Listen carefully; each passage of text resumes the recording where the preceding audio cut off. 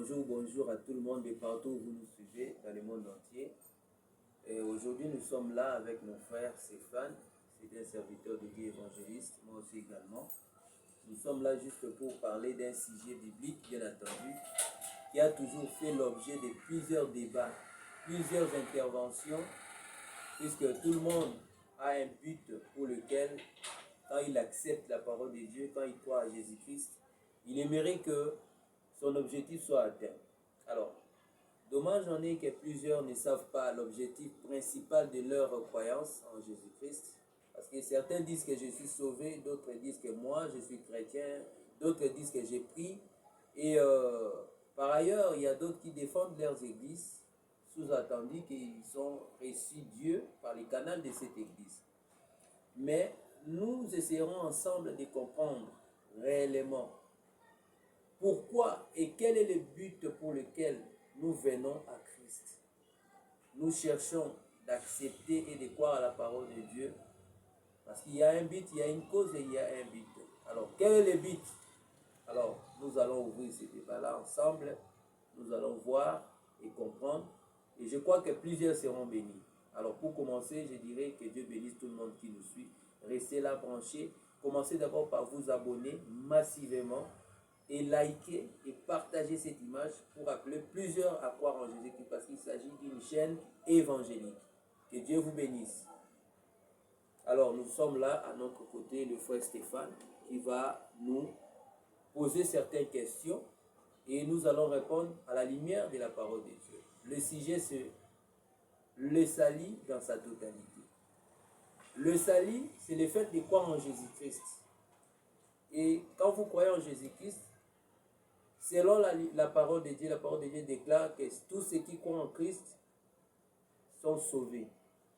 Alors, être sauvé, ça veut dire quoi? Le salut, ça veut dire quoi? Nous allons essayer de comprendre là-dessus. Merci. Alors, Topesi Mutuna, Topesi ba question et pas un déco Stéphane a expliqué biso. Et l'on renini, pour biso tout doit tailler pour Liano là. Nzambe apambola musani nzambe masolo na biso te kosola makambo ya nzambe ndenge nini moto akoyeba te azwi lobiko na mobimba.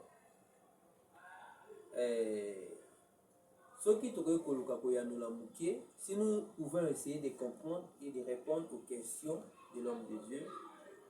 Premièrement, d'abord, à la lumière de la parole de Dieu, tous ceux qui venaient à Christ venaient pour une raison valable. Parce que Jésus-Christ, c'est lui le chemin, la vérité et la vie.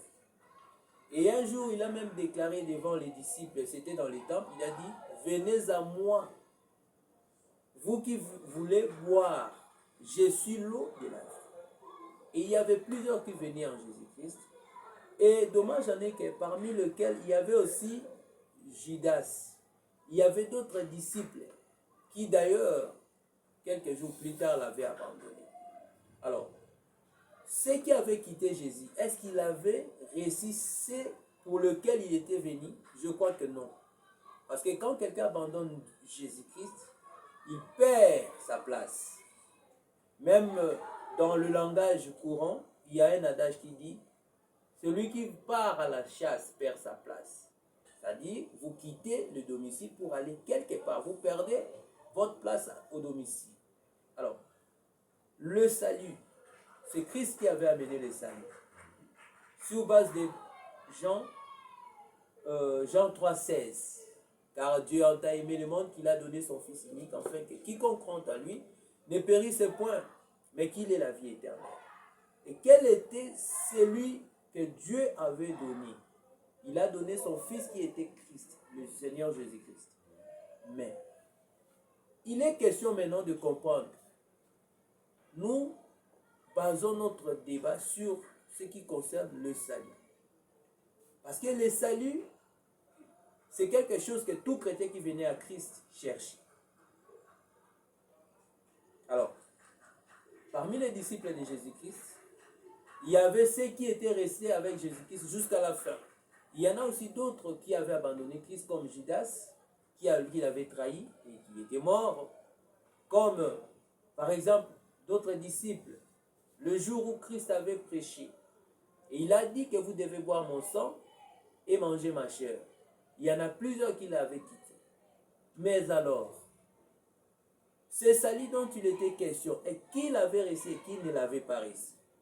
Je crois que là, au moins, l'homme de Dieu peut nous poser encore une question pour savoir comment nous pouvons avancer.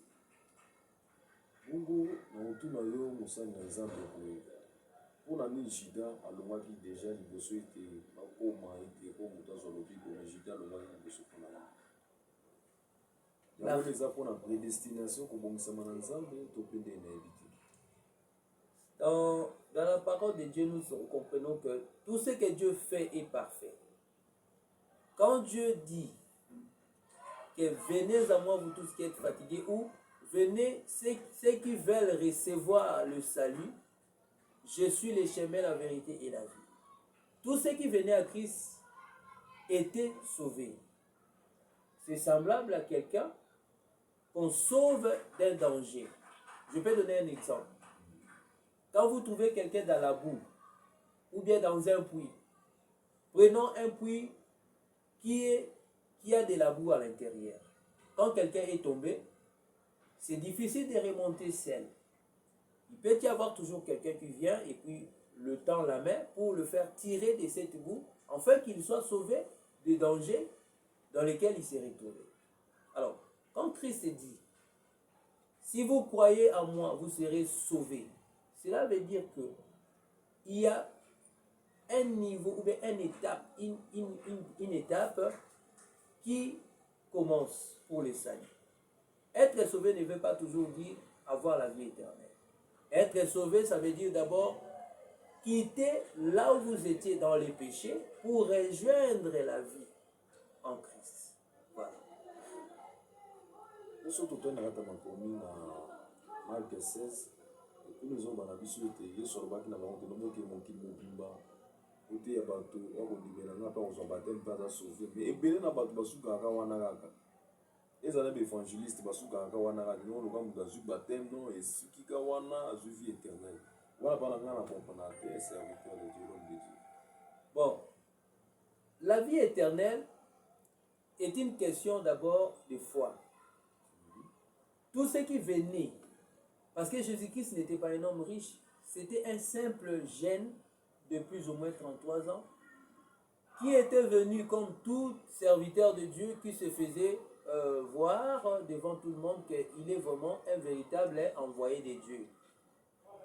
Cela se voyait par des miracles, par la parole que Jésus prêchait. Il était différent des scribes et des pharisiens. Parce que sa parole était accompagnée de l'amour, de la puissance et de changement dans la vie des chrétiens, ou bien dans la vie de ceux qui venaient.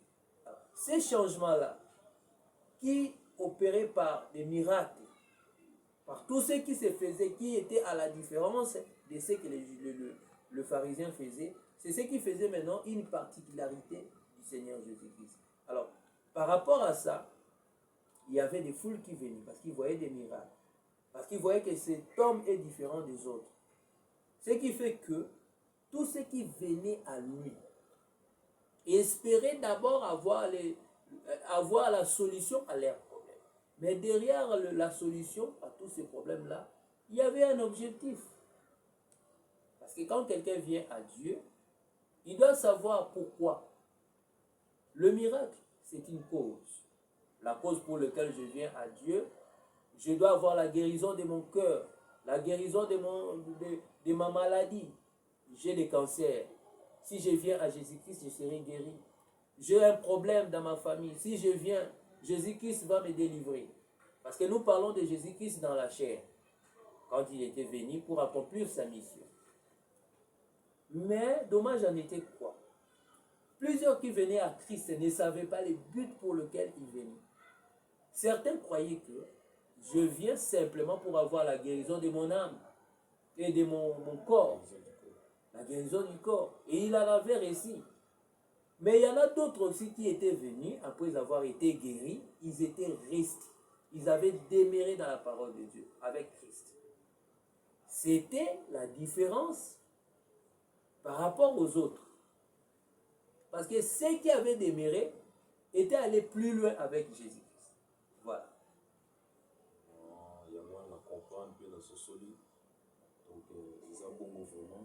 Et Jésus Christ, autant qu'il a mon kili, il a encore au big sara batou kaka te na bokono kaka oyo azalaki bapasi oyo bazalaki nango te mais ayibi kopesa bato mpe bomoi na seko mpe apesa molimo ne mpe epa na bana na ye mpe. Bien sûr, Jésus avait une raison. Parce que dans chaque chose que Dieu fait,